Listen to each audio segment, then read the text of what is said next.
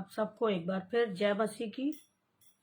और मैं शानली लॉरेंस कानपुर से एक बार फिर आपके सामने प्रभु का वचन लेके आई हूँ और आप सबको एक मैसेज देना चाहती हूँ उन लोगों के लिए जो बार बार यही कहते हैं कि हमारी प्रार्थनाएं सुनी नहीं जाती। तो अपने टॉपिक पे जाने से पहले एक छोटी सी प्रार्थना करेंगे। आइए हम अपने सिरों को झुकाएं और अपने खुदावंद से दुआ करें। सामर्थी सामर्थी सामर्थी अति अनुग्रहकारी पिता परमेश्वर, यीशु नासरी तू महान है, तू सामर्थी है, तू अति अनुग्रहकारी प्रभु है, तू विलम्ब से कोप करने वाला पिता है, तू ही सब कुछ करने वाला प्रभु है। पिता परमेश्वर, मेरी तुझसे यही प्रार्थना है कि प्यारे प्रभु, जो ये वचन जो तूने मुझे आज दिया है, जो बहुत जल्दी में पिता परमेश्वर मैंने तैयार किया, और प्यारे प्रभु मैं तेरे सामने उन लोगों के लिए प्रेजेंट करती हूँ प्यारे प्रभु जिनको इसकी बहुत ज़्यादा आवश्यकता है। पिता परमेश्वर, प्रार्थना करती हूँ इस आगरा मसीह मंडली का, जिसके द्वारा पिता परमेश्वर उन बहुत से लोगों के जीवन की वो समस्याएं पिता परमेश्वर जो तू इस वचन के द्वारा सॉल्व करता जाता है, प्यारे प्रभु उन लोग को धन्यवाद देती हूँ पिता परमेश्वर, शबनम डेविड और अनुपम भाई का, जिन्होंने इस मिनिस्ट्री को चला करके पिता परमेश्वर इस मंडली को इकट्ठा करके प्यारे प्रभु तेरे नाम को आगे बढ़ाने का एक बहुत बड़ा कार्य किया है। पिता परमेश्वर तू उनको और शक्ति और सामर्थ्य बनाता चला जा पिता परमेश्वर। कि मैं जानती हूँ प्यारे प्रभु ये समय बहुत कठिन चल रहा है पिता परमेश्वर, और ख़ास तौर से तेरे लोगों को जो सताया जा रहा है प्यारे प्रभु, फिर भी तेरा नाम दुनिया के कोने कोने तक जा रहा है पिता परमेश्वर, और लोग तेरे वचन को समझ रहे हैं और तेरी बातों पर चलने की कोशिश कर रहे हैं प्यारे प्रभु। तू सचमुच में महान है। वो समय बहुत नज़दीक आता दिख रहा है पिता परमेश्वर, जब तू हमें बादलों पे लेने आएगा प्यारे प्रभु। हम जानते हैं पिता परमेश्वर, और तू हमें उस समय के लिए तैयार कर रहा है। एक एक जन को प्यारे प्रभु तूने चुना है पिता परमेश्वर। हम जानते हैं कि ये समय कठिन है, सब जगह लड़ाई झगड़े, मारपीट, बीमारियां, महामारियां, युद्ध और न जाने कौन कौन सी तकलीफें पिता परमेश्वर, लोगों के घरों को तोड़ा जा रहा है, उन्हें तरह तरह की समस्याओं में पिता परमेश्वर इस समय लोग परेशान है प्यारे प्रभु। कोई गैस की लाइन में कहाँ कहाँ किस किस चीज़ से प्यारे प्रभु वो अपनी पिता परमेश्वर तकलीफ़ों को सह रहे हैं प्यारे प्रभु। लेकिन पिता परमेश्वर मैं जानती हूँ कि वो समय बहुत नज़दीक है जब तू आएगा और हम सबको हर एक परेशानी से नजात दे के अपने साथ लेके जाएगा प्यारे प्रभु। एक बार फिर प्रार्थना करती हूँ इस आगरा मसीह मंडली का, जिसने हमें ये मौका दिया कि हम इस वचन के द्वारा लोगों की समस्याओं को, उनकी तकलीफ़ों को दूर कर सके पिता परमेश्वर। और प्रार्थना करती हूँ पिता परमेश्वर हर एक के लिए जो इस समय अपनी समस्या को लेके इस पेज पर पिता परमेश्वर तुझे तेरे वचन को सुन रहे हैं प्यारे प्रभु, और सचमुच प्यारे प्रभु वो तुझसे प्रेम करते हैं प्यारे प्रभु। हर एक के साथ होना, सबकी रक्षा मदद करना, और जो आज मैं बताऊं प्यारे प्रभु वो उनके जीवनों में उतर सके, वो समझ सके प्यारे प्रभु। शुनाश्री के नाम में मांगती हूँ, आमीन। आज वैसे तो मेरा टाइम 6 बजे से होता है, लेकिन कुछ ऐसी परिस्थितियां आई कि आज मेरा फ़ोन ही नहीं चला और मेरे पास कोई मैसेज नहीं आया। फिर थोड़ी देर बाद मेरे पास सिस्टर शबनम जी का फ़ोन आया कि सिस्टर आज आप स्लॉट पे नहीं थी, पेज पे नहीं आई। मैंने कहा अरे मेरे फ़ोन में तो कुछ आया ही नहीं। लेकिन सचमुच खुदा की इतनी रहमत है, खुदा की इतनी कहना चाहिए शक्ति है हम क्रिश्चियनों के बीच में, कि वो हमें हर एक कार्य के लिए एकदम से तैयार कर देता है, क्योंकि वो जानता है कि इस वचन के द्वारा, इस बीज के द्वारा बहुतों के जीवन में बहुत सारी समस्याओं का निवारण हो जाएगा। तो आज मेरा टॉपिक है कि लोग कहते हैं प्रभु मेरी दुआएं नहीं सुनते। ये मैं बहुत से लोगों के मुंह से सुनती हूँ कि वो कहते हैं कि हम इतनी दुआएं करते हैं और परमेश्वर खुदावंद हमारी दुआएं नहीं सुनता, यीशु मसीह हमारी दुआ नहीं सुनता और हमारी समस्याएं ज्यों की त्यों बनी रहती हैं। तो मेरा आप लोगों से यही निवेदन है कि हम दुआ किस तरह कर रहे हैं। कहीं हम दुआ रूटीन की तरह तो नहीं कर रहे कि हमने खाना खा लिया, हमने कहें कि नाश्ता कर लिया, तो चलो नाश्ता हो गया बच्चों, आओ मम्मा ये वो सबको इकट्ठा करा और एक रूटीन की तरह, एक टाइम टेबल की तरह हमने बाइबल उठाई, एक अध्याय पढ़ लिया। अब अध्याय पढ़ा, वो अध्याय बहुतों की समझ में आया भी होगा और नहीं भी आया होगा। हमने अध्याय पढ़ा और पढ़ने के बाद हमने बारी बारी सबसे छोटी छोटी दुआ करा ली। और वो दुआ भी कैसी दुआ थी?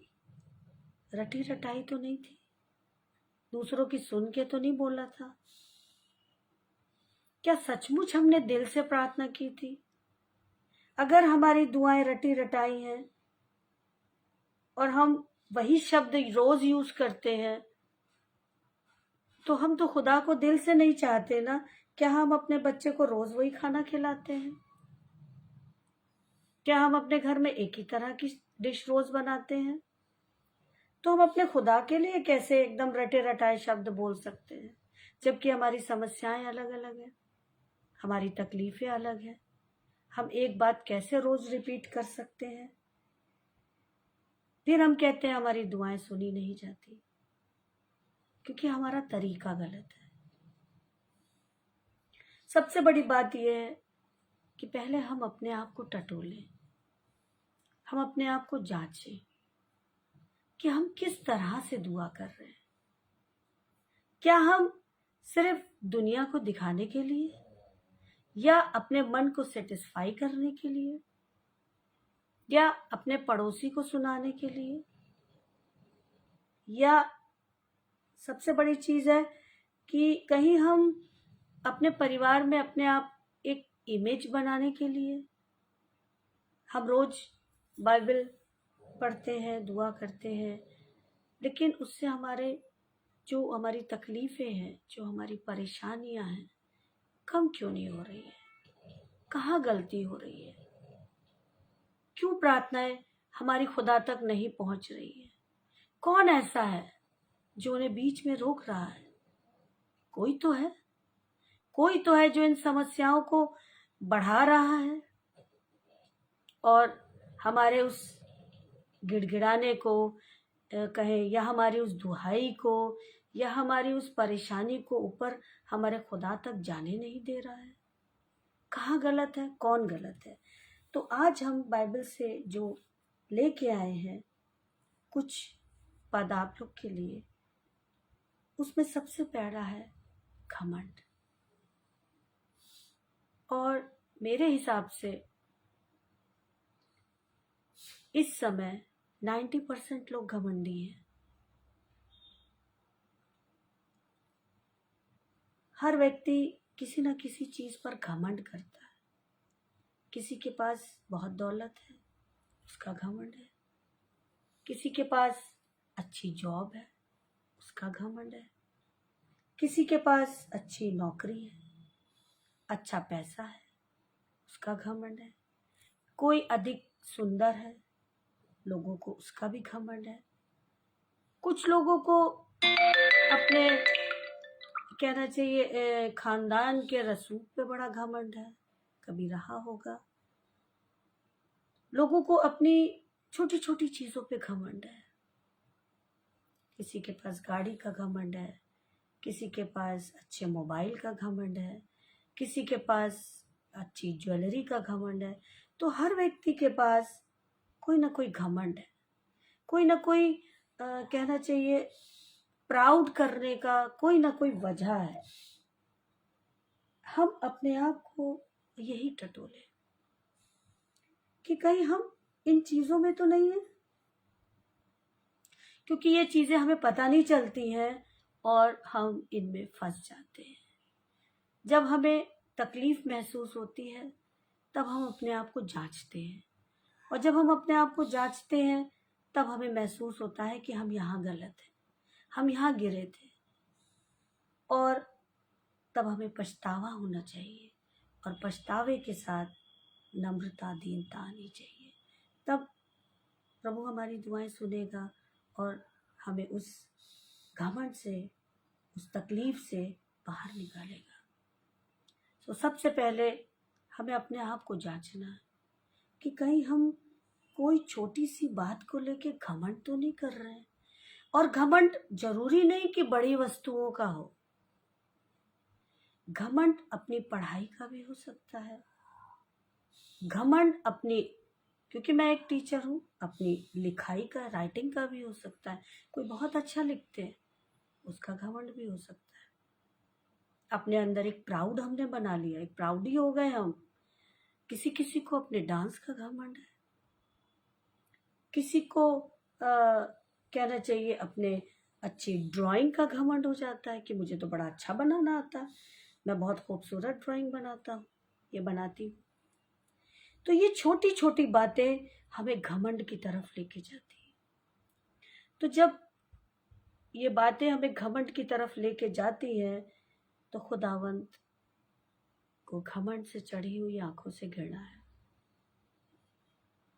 तो हम लाख दुआएं कर लें, हम अपने घुटनों पर बैठ करके रो रो के दुआएं दे लें, अगर हमारे अंदर से घमंड नहीं जाएगा तो हमारी दुआएं कबूल नहीं होंगी। तो आज मेरे साथ निकालिए नीति वचन, जिनके पास बाइबल है, नीति वचन 11 अध्याय का पद संख्या 2। जब अभिमान होता है, याद रखिए अभिमान भी घमंड का ही एक रूप है। जब अभिमान होता है तब अपमान भी होता है। उसके आगे लिखा है, परंतु नम्र लोगों में बुद्धि होती है, नम्र लोगों में बुद्धि होती है। जब अभिमान होता है तब अपमान भी होता है। और आप लोगों को ये बात पता होनी चाहिए कि घमंड से चढ़ी हुई आंखें खुदावंत को घृणित लगती है। साफ साफ नीति वचन का लिखने वाला कह रहा है कि जहाँ घमंड होता है वहाँ अपमान होता है। देखा होगा आप लोगों ने कि जहाँ घमंडी लोग होते हैं, जब वो कहीं सभा में या भीड़ में या मीटिंग में कहीं बैठे होते हैं, तो वो सिर्फ वहाँ बैठ के अपनी ही तारीफ करते हैं, अपने आप की तारीफ, अपने बच्चों की तारीफ, अपने घर की तारीफ, अपने सामानों की तारीफ, अपने जॉब की तारीफ, अपने काम की तारीफ, सब समय वो अपनी ही तारीफ में लगे रहते हैं। खुदा कहाँ गया? उनके जीवन में वो खुद खुदा बनने की कोशिश करते हैं। उसी में नीति वचन अध्याय 16 के 18 में देखे लिखा है कि विनाश से पहले गर्व और ठोकर खाने से पहले घमंड आता है।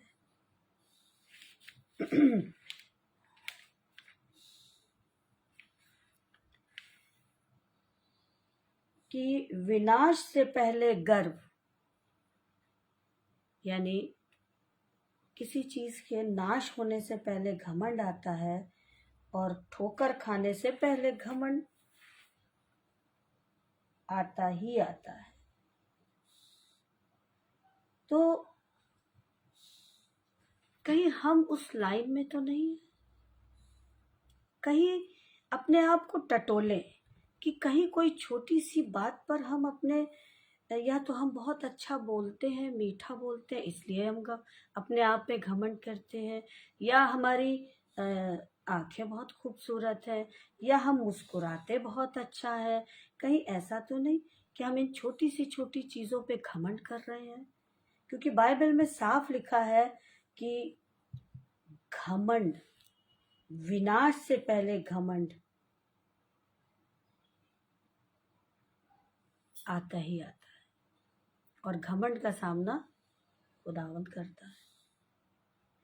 तो फिर हमारी प्रार्थनाएं नहीं सुनी जाती।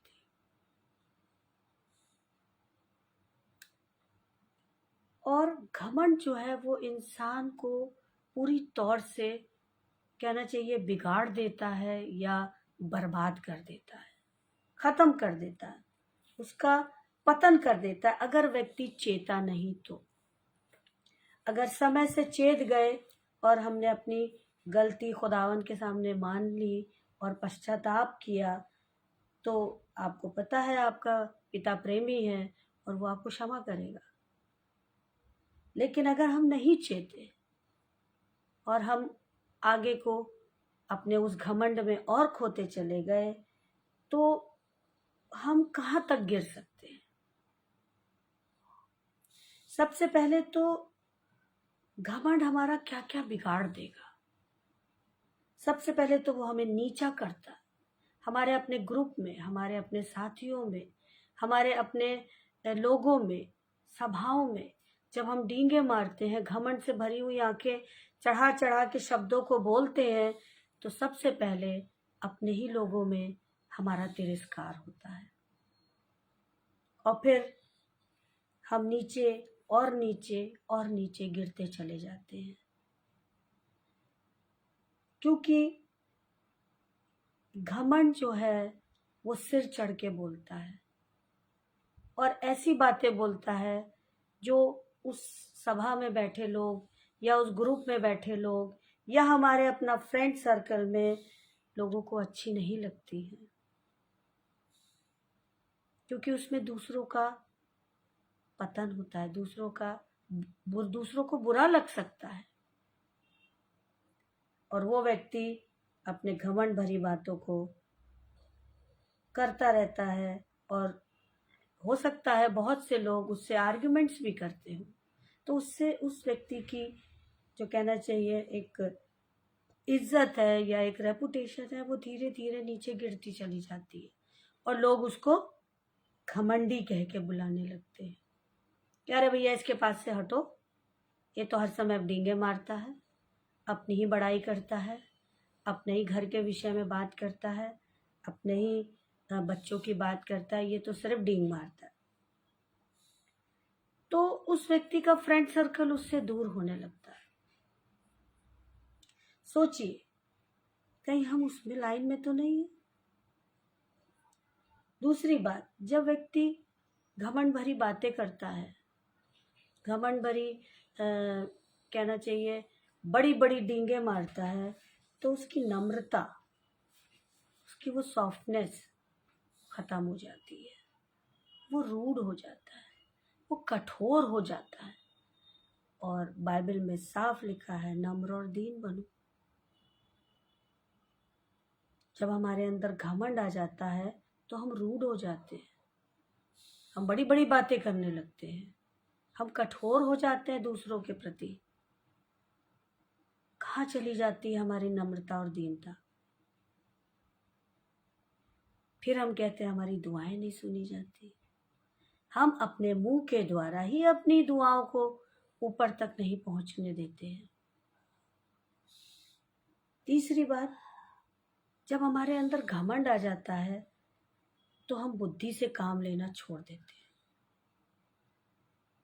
तब बुद्धि काम नहीं करती है, तब घमंड बोलता है। हमारा ऐश्वर्य जो हमने कहना चाहिए घमंड कर करके जो अपने लिए इकट्ठा करा है, वो बात करता है लोगों से। तो हमारी बुद्धि बिल्कुल भी काम नहीं करती, हम नासमझ हो जाते हैं। हम अपने उन फ्रेंड्स के कहना चाहिए जो कभी आभारी थे अपने दोस्तों के साथ, हम उन पर भी डींग मार मार के घमंड का अपना रूप दिखा दिखा के अपनी अच्छी दोस्तियाँ तोड़ लेते हैं, अपने ग्रुप से अलग हो जाते हैं। अपने जॉब में अगर हमें अच्छी पद मिल गया है तो हम घमंड से इतने भर जाते हैं कि हम अपने जो नीचे हैं उन्हें कुछ समझते नहीं हैं। हम उन पे अत्याचार करने लगते हैं, धीरे धीरे हम उन्हें दबाने की कोशिश करते हैं, जो खुदा को नहीं पसंद है। और हमारी बुद्धि जो है वो काम करना बंद कर देती है। हम नासमझ की तरह दूसरे लोगों को कहना चाहिए दबाने की कोशिश, उनको नीचे गिराने की कोशिश करते रहते हैं और अपने आप को ऊपर उठाने की कोशिश करते हैं। खुद खुदावंद बनने की कोशिश करने लगते हैं। चौथी बात, अपने आप की तारीफ करने लगते हैं, अपने आप को महिमा देने लगते हैं। मैं वो, मैंने ऐसा किया, मैंने वैसा किया, मैं अगर ऐसा ना करता तो ये ना होता, अगर मैंने वो बात ना करी होती तो वो ना हुआ होता, ये ना मिला होता, ऐसे ना हुआ होता। हम बहुत बड़ी बड़ी बातें करने लगते हैं, अपने आप को महिमा देने लगते हैं। मैं ना होता तो ये ना होता, मैंने अगर तुम्हारी सिफारिश नहीं की होती तो तुम्हारा जॉब ना लगता, मैंने अगर टेंडर को पास ना कराया होता तो तुम्हें आगे को बिजनेस नहीं मिलता। इस तरह की बातें करके हम अपने आप को धीरे धीरे धीरे महिमा देने लगते हैं, जबकि महिमा हमें खुदावंद को देनी चाहिए। हम हैं क्या? बाइबल में साफ लिखा है, हम उस घास के फूल की समान है जो अभी है और थोड़ी देर में गायब हो जाएंगे। हम उस भाप की तरह है जो एक बार दिखती तो है फिर हवा में खो जाती है। और हम अपने ऊपर घमंड करते हैं इस मिट्टी पे, जो एक दिन उस मिट्टी में चला जाएगा, जिसको ग्रेवयार्ड कहते हैं। हम इस मिट्टी पे घमंड करते हैं, हम दूसरों को इस मिट्टी के घमंड के कारण नीचे गिराते हैं। उसके बाद पांचवी बात, धीरे धीरे धीरे धीरे हम विनाश की तरफ जाते हैं, क्योंकि हमारे अंदर इतना अहम आ जाता है। वो दुष्ट हमें सोचने समझने की सारी शक्ति हमारी खत्म कर देता है कि हम किस रास्ते में जा रहे हैं, और वो घमंड हमें धीरे धीरे करके नष्ट करने लगता है। हमारे अंदर के उस अच्छाइयों को, हमारे अंदर की उस सुंदर बेल को जो खुदावन ने दी थी, वो नष्ट करने लगता है। वो नहीं चाहता कि हम घमंड से बाहर आए और खुदावंत की हुजूरी में रहें। वो हमें उस बात को जो घमंड से भरी हुई है, अपनी तारीफों को, अपनी रूडनेस को अलग नहीं होने देता,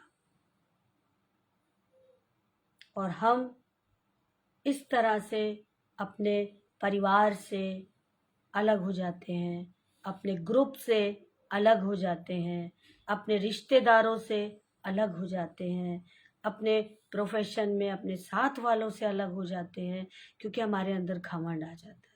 लोग हमसे कतराने लगते हैं, क्या रे इसके पास क्या जाओ, जब भी बात करेगा या करेगी अपनी तारीफ करेगी, घमंड से भरी हुई है, ये कुछ नहीं कर सकती, सिर्फ अपना परिवार, अपना ये वो, और हम लोग की बेइज्जती। तो धीरे धीरे लोग उस व्यक्ति से कतराने लगते हैं, उसको अकेला छोड़ देते हैं, और जब वो व्यक्ति अकेला हो जाता है तब वो दुष्ट उसको पूरी तौर से अपने कब्जे में ले लेता है। दुष्ट को आप लोग समझते हैं, वो कौन दुष्ट है जो बाइबल में दुष्टता करता रहा, लोगों को अपनी तरफ भरमाता रहा। वो दुष्ट खुदावन की तरफ जाने ही नहीं देगा, और वो व्यक्ति अकेला अपने आप में धीरे धीरे खत्म हो जाएगा, अगर उसने अपने इस घमंड को, अपने इस गर्व को, अपने इस अभिमान को नहीं छोड़ा। क्योंकि परमेश्वर अभिमानियों का सामना करता है। फिर अभी मैंने आपके सामने शुरू में पढ़ा था नीति वचन 11:2 में कि अभिमान से अपमान होता है। अपमान मतलब बेइज्जती। अगर हम घमंडी हैं, हम हर समय अपने मुंह से घमंड वाली बातें करते हैं, तो नेचुरली है कि हमारा अपमान निश्चित है, क्योंकि बाइबल में लिखी हुई हर बात सिद्ध है, सत्य है, उसे कोई नहीं झुठला सकता। तो अगर हम घमंडी है तो हमारा अपमान निश्चित है। फिर हम कहते हैं हमारी दुआएं नहीं सुनी जाती। जब हम दुआ करते हैं तब वो घमंड हमारा कहाँ जाता है? कहीं हमारी दुआओं में भी घमंड वाली बातें तो नहीं है? तू जानता है ना, जब ऐसे दुआ करते, तू जानता है ना प्रभु मैंने ये किया, मैंने वो किया, मैंने इतने लोगों को खिलाया, मैंने इतनों को दान दिया, मैंने ये किया वो किया, ढेर सारी घमंड वाली बातें दुआओं में तो नहीं कर रहे हम।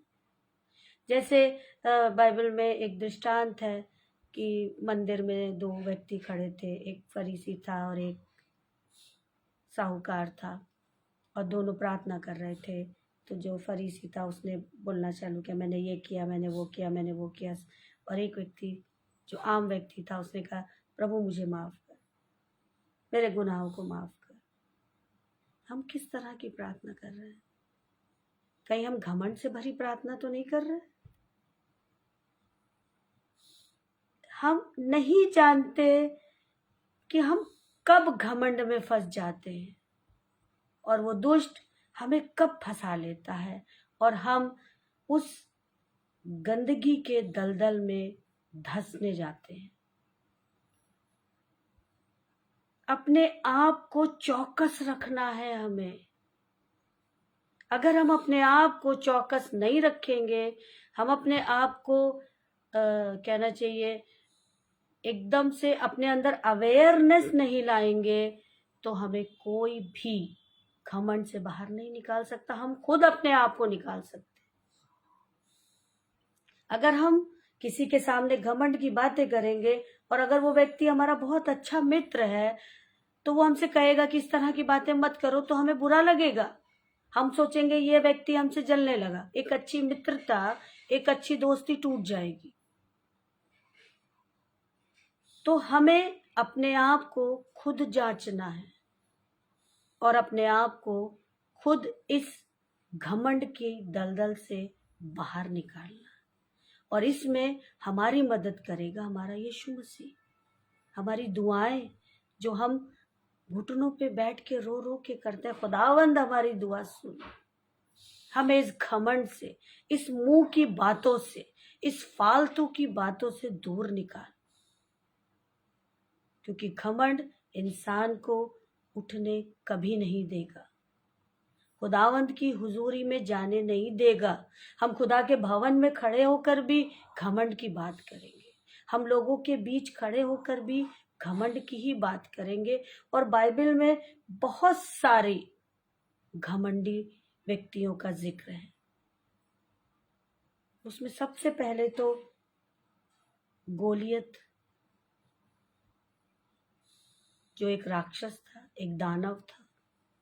उसको इतना घमंड था अपने उस भारी भरकम शरीर पर कि मैं पूरी इज़राइल कौम को खत्म कर दूंगा, मैं शाऊल की पूरी सेना को एक बार में खत्म कर दूंगा। घमंड से भरा हुआ था और खुदावंद ने उसके घमंड को एक छोटे से चिकने पत्थर से खत्म कर दिया, जबकि पत्थर कोई मायने नहीं रखता, लेकिन बाइबल में वो नींव का पत्थर है। और उस पत्थर से दाऊद ने एक दानव को, उसके घमंड को एक पल में खत्म कर दिया खुदावंद की हुजूरी में। उसके बाद एक घमंड और भी है बाइबल में, शाऊल का।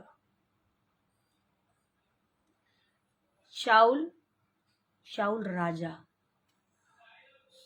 जिसने अरामियों की सेना को मारता गया, इतनी बड़ी सेना को उसने खत्म किया था कि इजरायली शाऊल को नतमस्तक करते थे,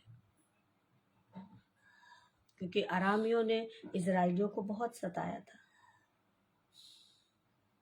लेकिन घमंड ने शाऊल को भी झुका दिया, और ऐसा घमंड कि उसके अंदर एक दुष्ट आत्मा ने वास करना शुरू कर दिया।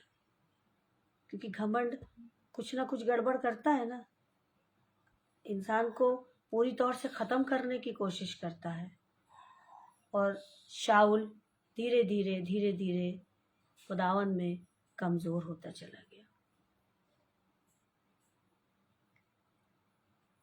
दोनों व्यक्तियों में कितना अंतर, एक इज़राइली राजा और गोलियत एक दानव, दोनों में घमंड और दोनों का पतन दाऊद के ओर। अगर घमंड हमारे अंदर है तो हमें कैसे महसूस होगा कि हम घमंडी हो रहे हैं। हम अपने आप को इस तरह से महसूस करें कि कहीं हम अकेले तो नहीं पढ़ते चले जा रहे हैं। अगर हम अकेले पढ़ते चले जा रहे हैं, लोग हमें छोड़ देते हैं, हमारे अच्छे मित्र हमें हेलो हाय करके चले जाते हैं, और हमारे साथी हमारे जॉब में जो हमारे कलीग्स हैं वो भी हमारे साथ बैठना नहीं चाहते, हमारे साथ भोजन नहीं करते, या हमारी किसी भी चीज़ में वो हमारा साथ नहीं दे रहे हैं, तो कहीं ना कहीं हम गलत हो रहे हैं। तो हम अपने आप को जांचने की कोशिश करें, महसूस करें कि कहीं हमारे अंदर घमंड तो नहीं आ रहा है, इसलिए लोग हमें अकेला छोड़ रहे हैं। तो हमें क्या करना चाहिए?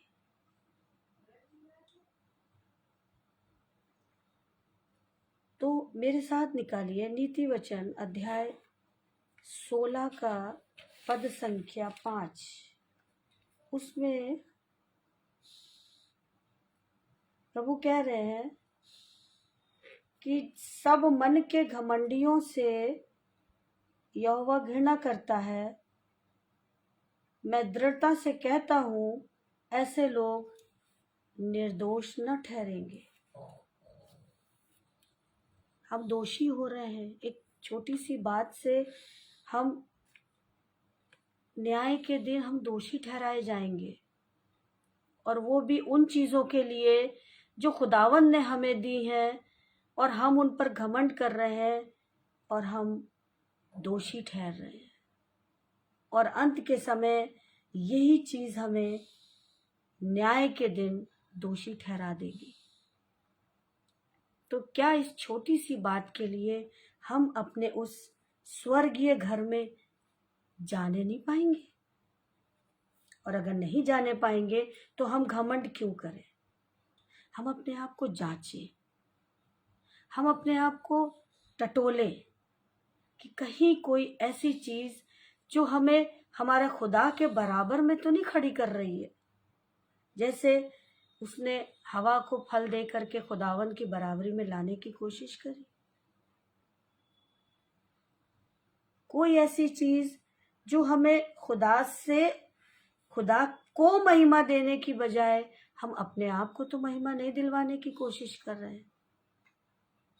और अगर हम ऐसा कर रहे हैं तो हमारी दुआएं नहीं सुनी जाएंगी जब तक हम नम्र और दीन ना हो। हमारे अंदर नम्रता, दीनता, कोमलता, सॉफ्टनेस नहीं होगी, तब तक हम अपनी दुआएं खुदा तक नहीं पहुंचा सकते। कोई नहीं रोक सकता हमारी दुआओं को, हम खुद अपनी दुआओं को रोकते हैं। नीति वचन में सब पूरा ज़्यादातर आप जब भी नीति वचन पढ़ोगे एक न एक पद घमंड से भरा हुआ ज़रूर होगा, और वो हमें समझा रहा है कि घमंड मत करो, घमंड मत करो, घमंड मत करो।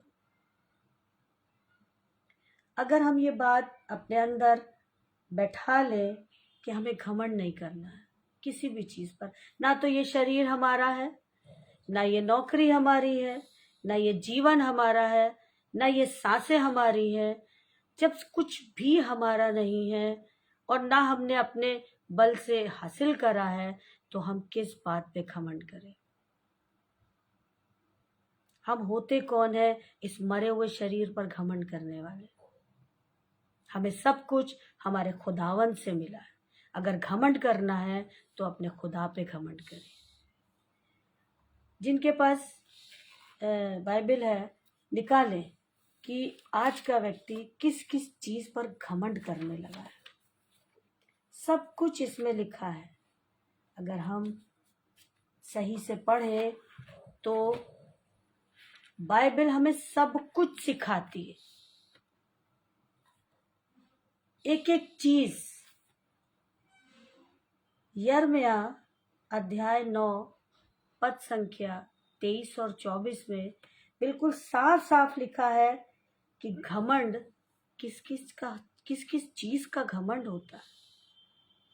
बाइबल में लिखी हुई हर बात आप लोग को पता है, सच है, सत्य है, और वो कहीं ना कहीं हमारे जीवन में असर करती है। किस किस पर घमंड इंसान आजकल कर रहा है।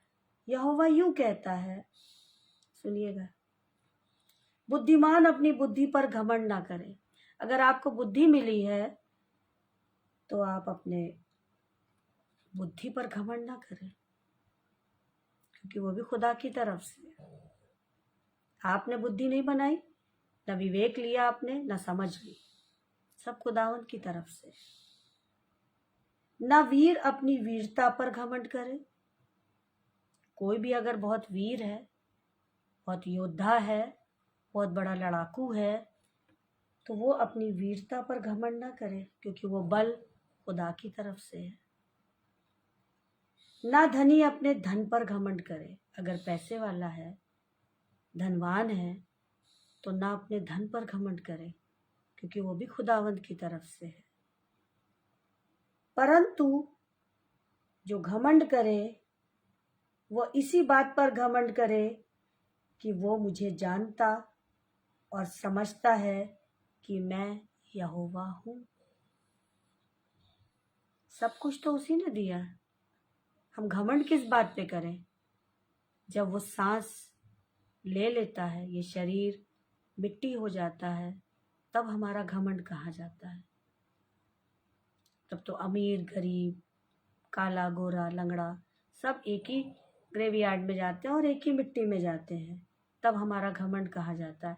तब हम क्या उस बगल वाले से कहते हैं कि तू हट, मैं अमीर हूँ, मेरी कब्र तेरे बगल में नहीं बनेगी, ऐसा बोलते हैं क्या? नहीं ना, क्योंकि तब हम इस मरी हुई दशा में घमंड नहीं कर सकते।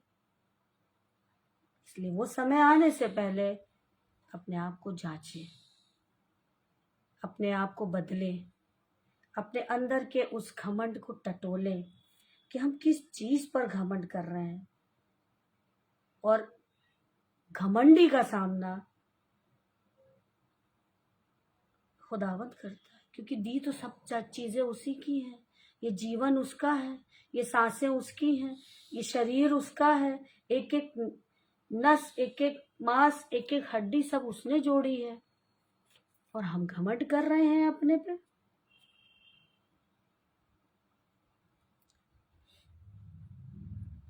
आंखों की लालसा और जीविका का घमंड। गलतियों में भी कई जगह लिखा है कि आदमी या व्यक्ति कुछ ना होने पर भी अपने आप को बहुत कुछ समझता है।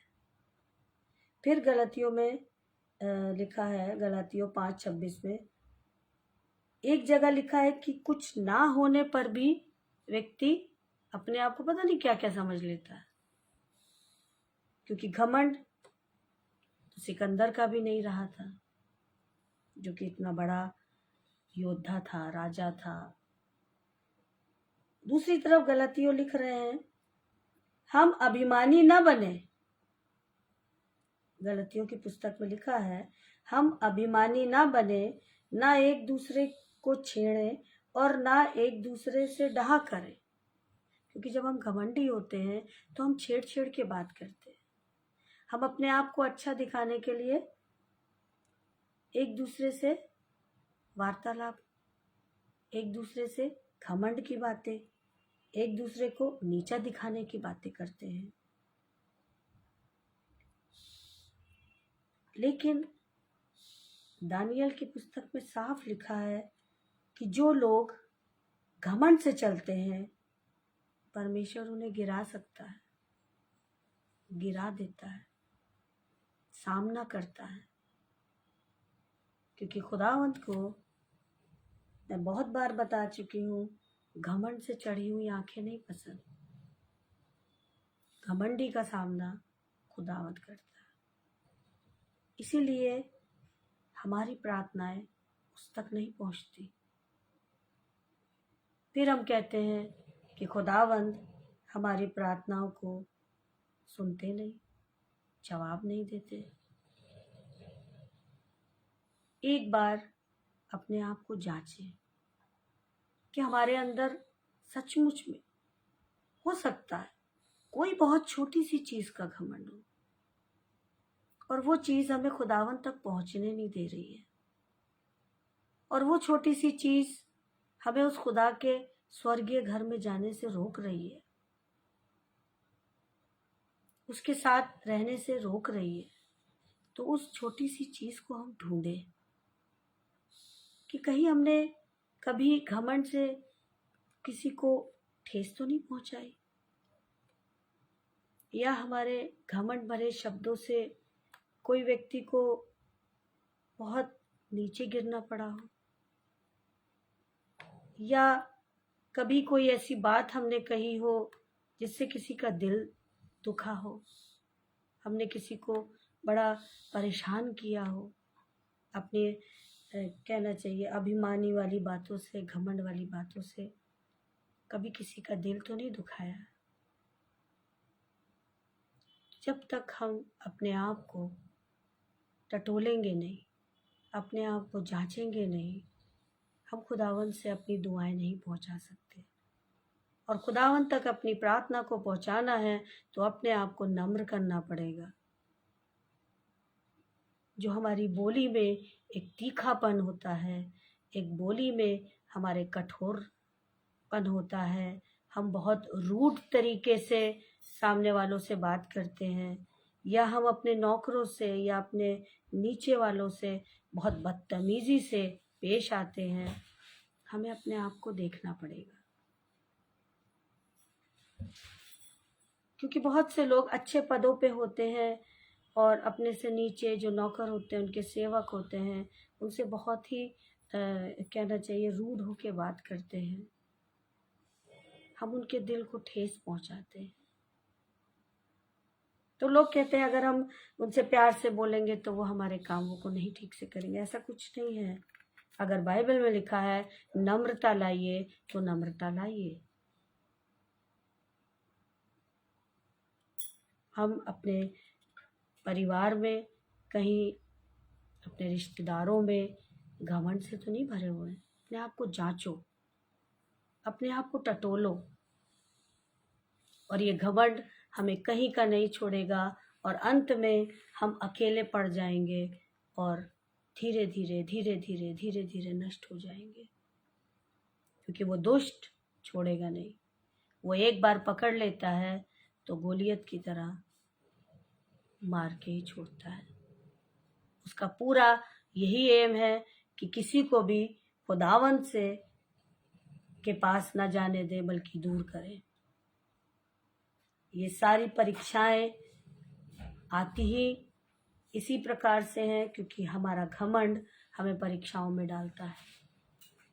और जब परीक्षाएं आती हैं तो हम अकेले पड़ जाते हैं। और फिर जब हमें एहसास होता है कि हम अकेले हो गए हैं, हमारे साथ कोई नहीं है, हम तकलीफ़ों में हैं, हम समस्याओं में हैं, तब हमें हमारे खुदावंत की याद आती है। और फिर जब हम पश्चाताप से प्रार्थना करते हैं, अपने घुटनों पे बैठते हैं, रो रो के अपनी सारी तबीयत, अपनी सारी समस्याएं उसके सामने रखते हैं, तो हमारा प्रेमी पिता तरस खाता है। और तरस खाकर हमें फिर एक बार उठाता है, और हम फिर एक बार उसके अच्छे बेटे बेटियां बनते हैं। तो हम अपने यीशु मसीह को इस तरह से बार बार क्रूस पे चढ़ाते हैं, क्योंकि हम बार बार गुनाह करते हैं। हम बार बार वही विपत्तियां अपने ऊपर लाते हैं जिनके लिए हमको इस पवित्र बाइबल में चिताया गया है। हम क्यों ऐसा करते हैं? हम अपने आप को सही रास्ते पर, सीधे रास्ते पर चलाने की कोशिश हमेशा क्यों नहीं करते? हमारे अपने हमसे क्यों अलग हो जाते हैं?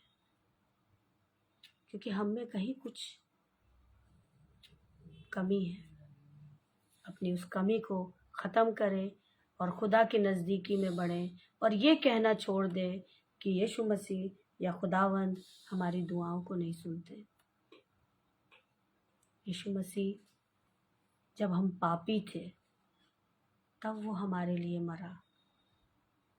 उसने ये नहीं कहा कि पहले पूरी दुनिया पश्चाताप कर ले, शुद्ध हो जाए, तब मैं मरूंगा। जब हम पापी थे तब उसने क्रूस की मौत उठाई।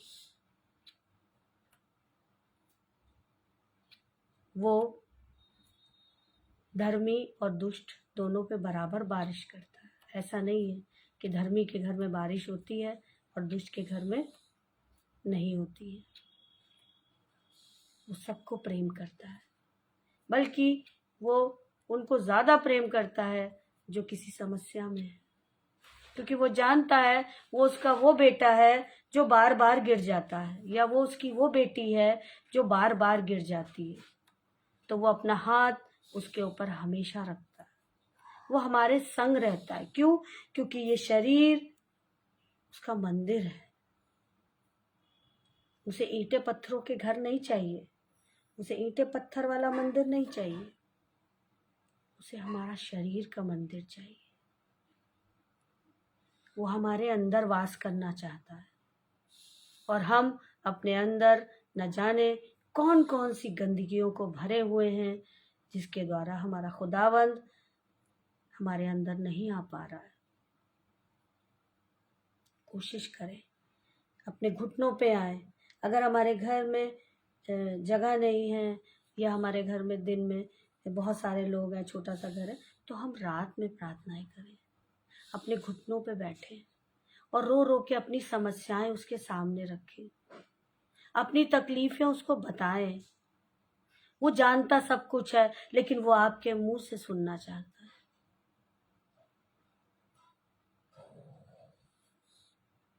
वो आपकी दुआओं को आपके मुंह से सुनना चाहता है, कोई और के मुंह से नहीं।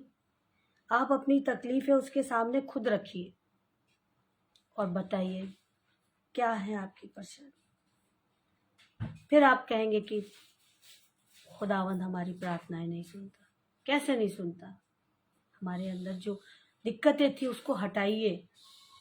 उसके बाद जब हम लोग प्रार्थना करते हैं, एक वजह और भी है कि आए हमारे बाप की या आए हमारे पिता की हम दुआ करते हैं, तो उसमें हम बोलते हैं कि जैसे हम अपने अपराधियों को क्षमा करते हैं, वैसे हमारे अपराधों को भी क्षमा कर। कहीं ये वाली वजह तो हमारी दुआओं को ऊपर नहीं जाने दे रही है कि हमने दूसरों के अपराध नहीं क्षमा करे। घमंड तो एक वजह है, दूसरों की भी वजह हो सकती है कि हमने किसी का पाप क्षमा नहीं करा है, तो हमारे पाप भी क्षमा नहीं होंगे। तो जब हमारे पाप क्षमा नहीं होंगे तो प्रार्थनाएं कैसे जाएंगी? तो सबसे पहले दूसरों को क्षमा करें,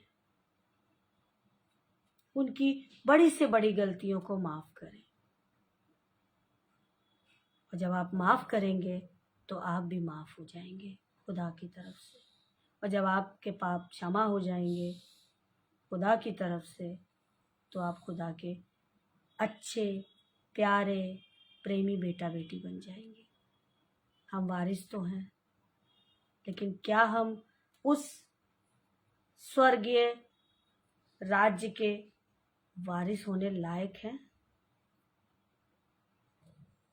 हमें उस लायक बनना है। उसने तो न्योता दिया है, उसने तो इनविटेशन दिया है कि आओ, तुम सब आओ। क्या हम उस लायक हैं? अपने आप को जांचें, टटोलें और सबसे पहले जिन्होंने हमारे खिलाफ या हमारे विरोध में कभी कोई बात ऐसी की हो, पहले उन्हें क्षमा करें। ऐसा ना हो कि हम बदला ले रहे हैं इनडायरेक्टली, हमें पता भी नहीं है। तो पहले उन्हें क्षमा करें, तब हमें क्षमा मिलेगी और हमारी प्रार्थनाएं हमारे खुदावंद यीशु मसीह सुनेगा और उनका जवाब देगा। पहले हम क्षमा करें। तो आज का वचन मेरा यही है कि लोग कहते हैं कि हमारी प्रार्थनाएं नहीं सुनी जाती। हमारी प्रार्थनाएं क्यों नहीं सुनी जाती, इस पर मैंने आज आप लोगों को बताया।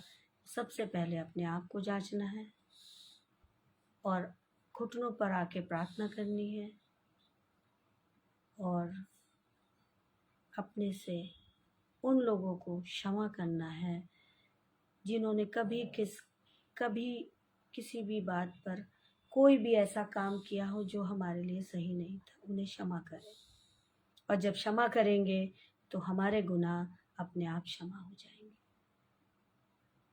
चाहे बड़ा गुनाह हो चाहे छोटा गुनाह हो, क्षमा करना है।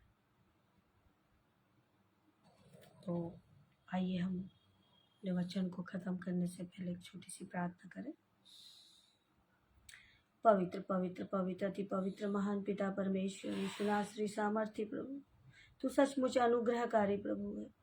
तू बहुत ही महान है पिता परमेश्वर। तूने आज इतना अच्छा वचन दिया प्यारे प्रभु, जो सचमुच लोगों के दिलों में कार्य करे और वो लोग पिता परमेश्वर तुझसे घुटनों पर बैठ के अपनी तकलीफ़ों की, अपनी समस्याओं की बातों को प्रार्थना के द्वारा तुझसे बात करें प्यारे प्रभु, और तू उनकी प्रार्थनाओं का जवाब दे प्यारे पिता परमेश्वर। जो कुछ भी इस मुंह से निकलता है वो तेरी ओर से हो। मैं नहीं जानती प्यारे प्रभु मैं क्या बोलती हूँ, लेकिन तू सब जानता है। तूने मुझे एक बार चुना है पिता परमेश्वर, और अपनी शक्ति और ज्ञान और अपना विवेक और अपनी समझ सब दे, ताकि मैं इस वचन को, जो सत्य है, जो मार्ग है, जो जीवन है, दुनिया के उन सब लोगों तक पहुंचाने की कोशिश करूं पिता परमेश्वर, जिनको तेरी ज़रूरत है। एक बार फिर तेरे जलाली नाम मेरे जीवन से, मेरे पूरे परिवार की तरफ से यीशुनासरी को महिमा मिले। यीशु के नाम में मांगती हूँ, आमीन।